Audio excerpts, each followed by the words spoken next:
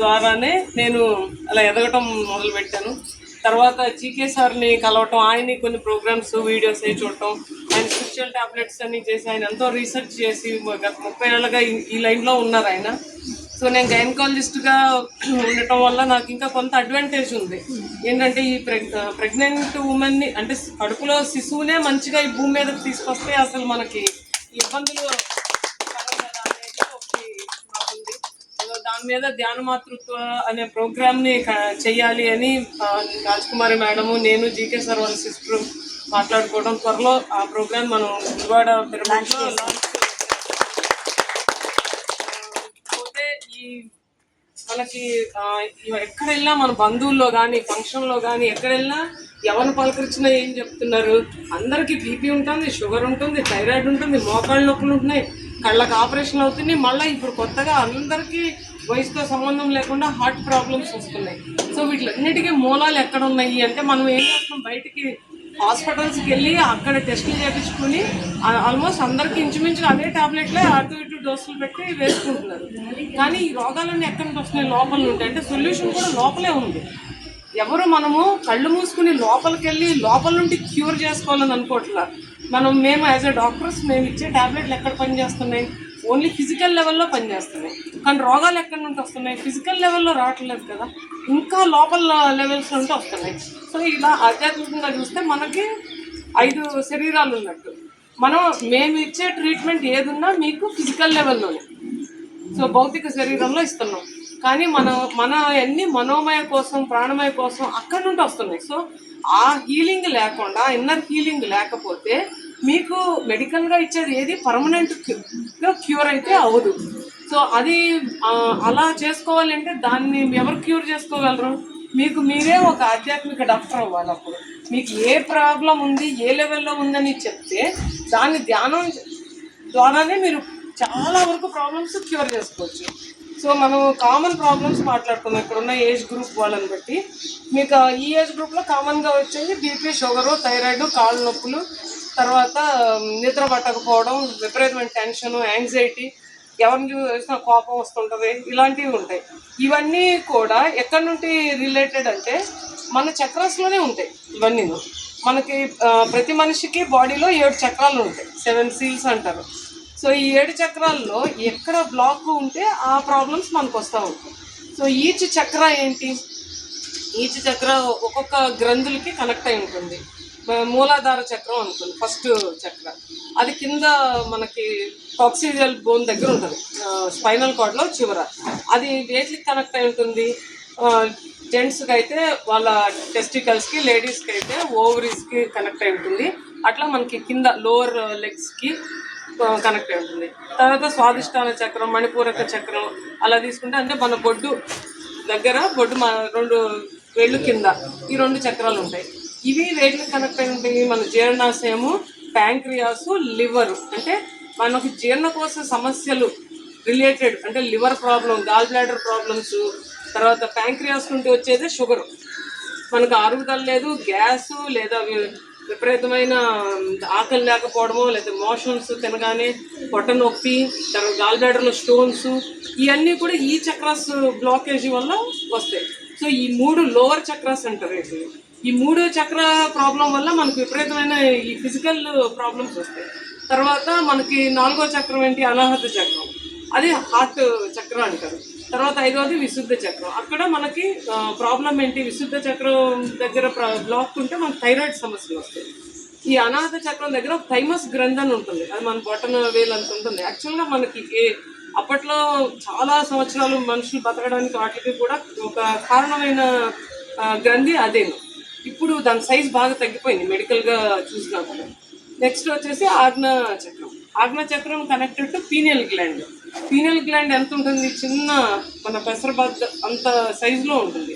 అక్కడి నుండి వచ్చే ఉత్పత్తి ఏదైతే ఉందో హార్మోన్ మెలానిన్, దానివల్ల మనకి నిద్ర పట్టడం, సరైన టైంకి నిద్ర పట్టడం, మెలకువ రావడం.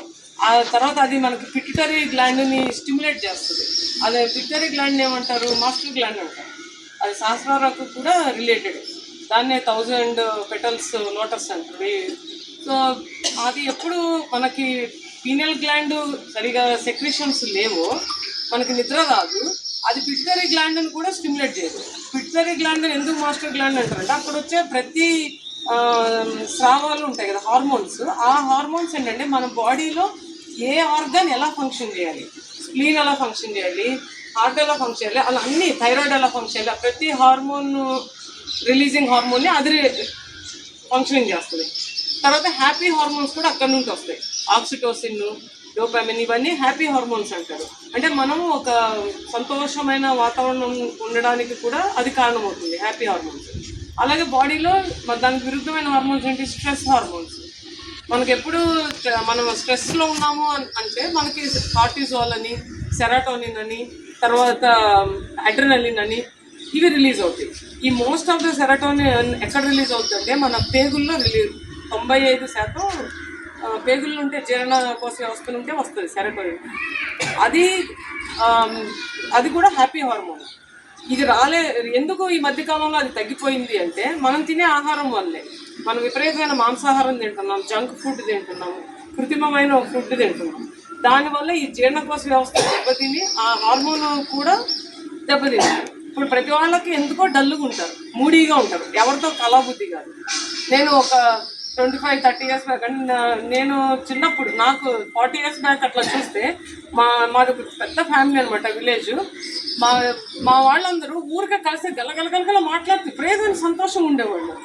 వాళ్ళు ఎందుకని సంతోషంగా ఉండేవాళ్ళు అర్థం కాదు. తర్వాత ఎదుగుతా వచ్చినప్పుడు చూసినా వాళ్ళ ముఖాల్లో అదో ఆనందం.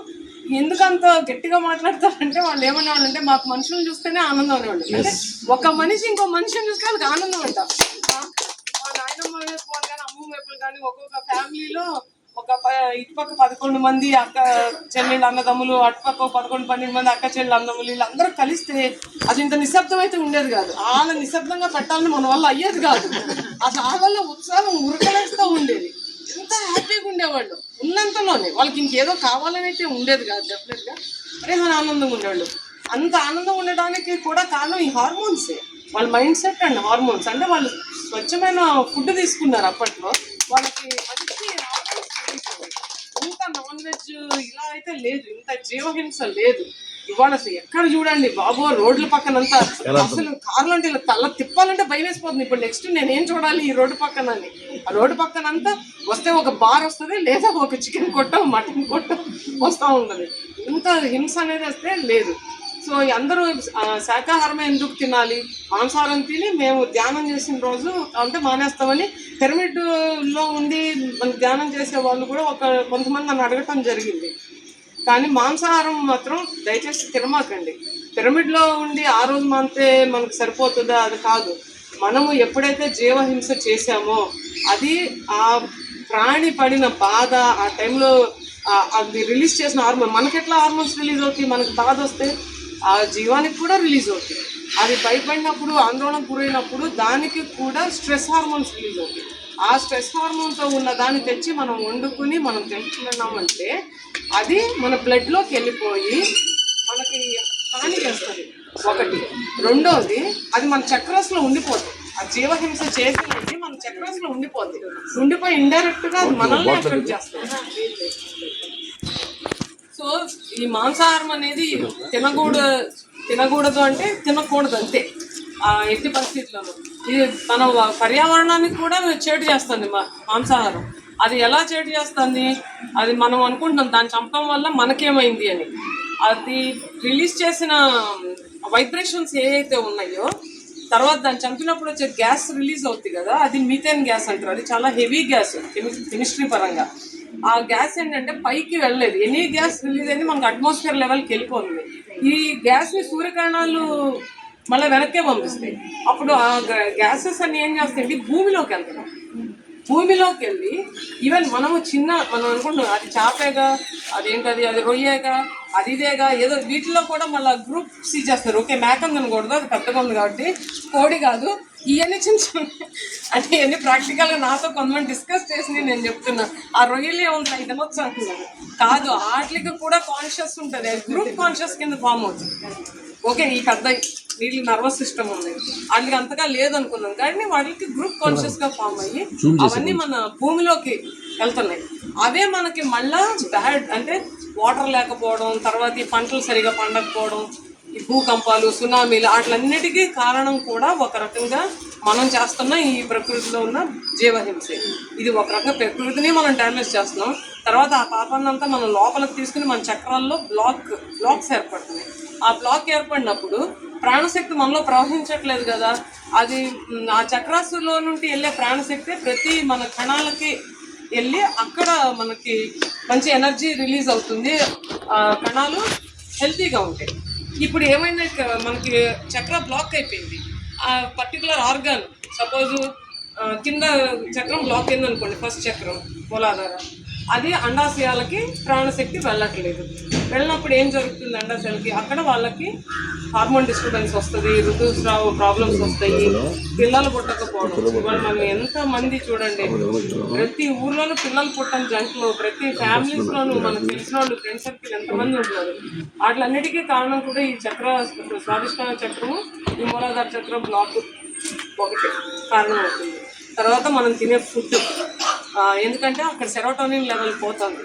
అది తర్వాత మనము విపరీతం స్ట్రెస్లో ఉంటాం. ఆ స్ట్రెస్ హార్మోన్స్ రిలీజ్ అవడం వల్ల ఈ హ్యాపీ హార్మోన్స్ పోతున్నాయి. దీనివల్ల కూడా ఈ పిల్లలు పుట్టకపోవడం జరుగుతుంది. అలాగే మనం తినే ఈ బ్యాడ్ ఫుడ్, మణిపూరక చక్రం బ్లాకేజ్, ఇవన్నీ వీటి వల్ల ఏంటంటే ప్యాంక్రియాస్కి ప్రాణశక్తి వెళ్ళట్లేదు. ప్యాంక్రియాస్కి, ఇంటెస్టైన్స్కి ప్రాణశక్తి ఎప్పుడు వెళ్ళట్లేదు, అక్కడ నుండి ఇన్సులిన్ రాదు.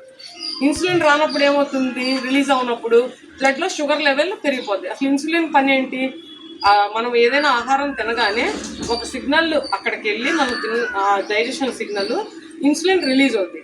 ఇన్సులిన్ రిలీజ్ అయినప్పుడు బ్లడ్లో మనం తిన్న ప్రతి ఆహారము కూడా గ్లూకోజ్గా కన్వర్ట్ అవుతుంది కెమికల్గా. ఆ గ్లూకోజ్ని కణాల దగ్గరికి సప్లై చేస్తాయి కదా రక్తనాళాలు, కణాలు తీసుకుంటాయి వాటి ఎనర్జీ ప్రొడ్యూస్ కోసం, జీవంగా ఉండటం కోసం. అప్పుడు అక్కడ ఇన్సులిన్ పనిచేస్తుంది. ఇన్సులిన్ రిసెప్టార్స్ అని ఉంటాయి. అంటే ఇప్పుడు ఒక తాళం చెవి ఉన్నట్టు ఒక రిసెప్టార్స్ ఉంటాయి. ఆ ఇన్సులిన్ రిసెప్టార్స్ మీద ఇన్సులిన్ పనిచేస్తే ఈ గ్లూకోజ్ మన బ్లడ్ లో ఉంటే కణానికి వెళ్తుంది. అప్పుడు ఆ కణానికి శక్తి వస్తుంది, కణం జీవంతంగా ఉంటుంది. కానీ ఏమవుతుందంటే ఈ ఇన్సులిన్ ప్రొడక్షన్ తగ్గిపోయినప్పుడు వీళ్ళకి బ్లడ్లో గ్లూకోజ్ పెరిగిపోతుంది. దాన్నే షుగర్ అంటారు. మనకు బ్లడ్ టెస్ట్ చేసినప్పుడు తినకముందు 100 ఉండాలి అంటే మీకు తినకముందు 200 ఉంటుంది. ఎందుకు, ఇన్సులిన్ లేదు అక్కడ, అది కణాలకు వెళ్ళట్లేదు. మీరు తిన్న ఆహారంతో తయారైన గ్లూకోజ్ బ్లడ్లోనే ఉండిపోతుంది. అక్కడ కణానికి ఎనర్జీ వెళ్ళట్లేదు కదా ఇన్సులిన్ లేక. ఆ కణం పనితనం ముందు తగ్గిపోతుంది. 75%, 25% అలా తగ్గుకుంటా వచ్చి చివరిగా డెడ్ అయిపోతుంది. డెడ్ అయిపోయినప్పుడు ఏమవుతుంది, దాన్నే గ్యాంగ్రీన్ అంటాం. ముందు వాపు వస్తుంది, ఎర్రగా అవుతుంది, గ్యాంగ్రీన్ అంటాం. అలా మన బాడీ మొత్తం డ్యామేజ్ అయిపోతుంది దీనివల్ల. సో ఈ మణిపూరక చక్రం ఎప్పుడైతే బ్లాక్ అయిందో మనకి ప్యాంక్రియాస్ పోతాయి. ముందు గాల్ బ్లాడర్ అంటే డైజెషన్, మనం తిన్నది అరగదు.